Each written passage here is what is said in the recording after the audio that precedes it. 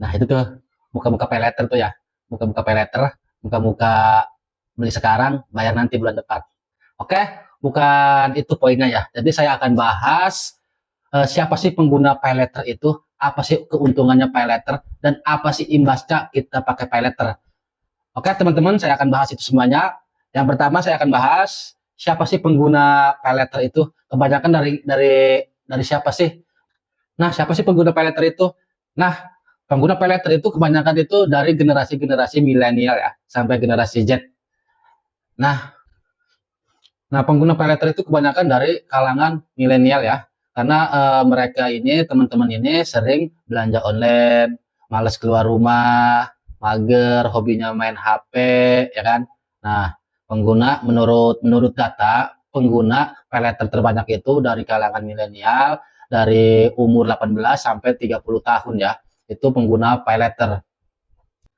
Nah, apa sih keuntungannya kita menggunakan pay later? Nah, keuntungannya kita bisa beli barang tanpa harus bayar sekarang ya, tanpa harus kita punya uang dulu. Jadi keuntungannya belanja sekarang, bayarnya bulan depan.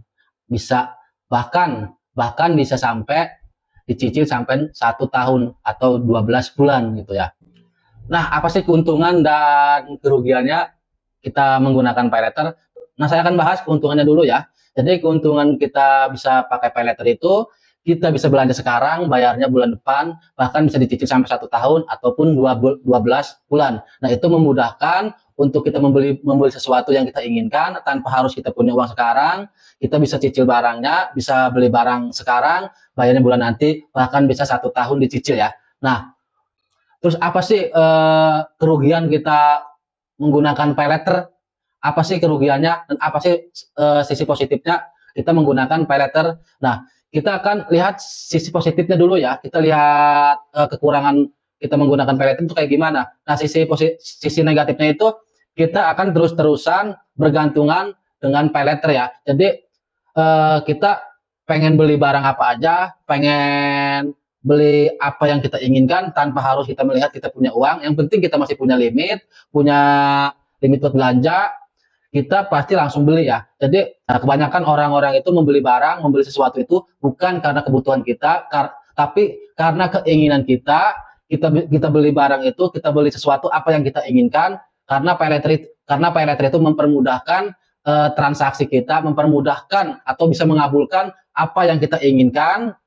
Nah, dari ketergantungan itu kita akan terus-terusan menggunakan pay later. Nah, dari pay later nanti ujung-ujungnya kita pasti namanya terjebak oleh pinjol ya. Nah, pinjol inilah yang bisa membuat hutang-hutang kita itu makin menumpuk, hutang-hutang itu makin makin banyak.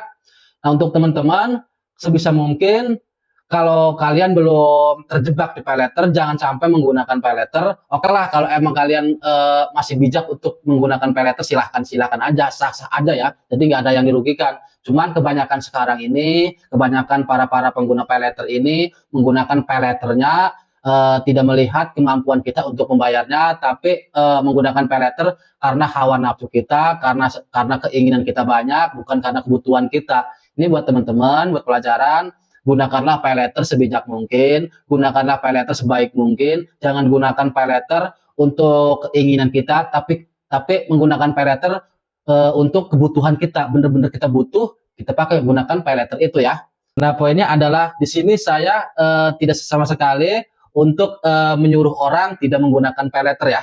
Jadi pesan-pesan moral saya cuman buat teman-teman, kalau menggunakan pay later, gunakanlah sebaik mungkin, gunakanlah sebijak mungkin. Jadi gunakanlah pay later itu kita harus lihat penghasilan kita dulu. Kita mampu nggak nanti kalau kita pakai pay later dengan nominal segini, dengan hutang cicilan per bulannya segini, kita mampu nggak? Kalau sekiranya kita mampu, kita masih mampu, oke silahkan teman-teman menggunakan pay later. Nah, kalau sekiranya kita nggak mampu untuk membayar per bulan itu sekian ribu atau sekian juta, sebisa mungkin teman-teman jangan paksain menggunakan pay later ya.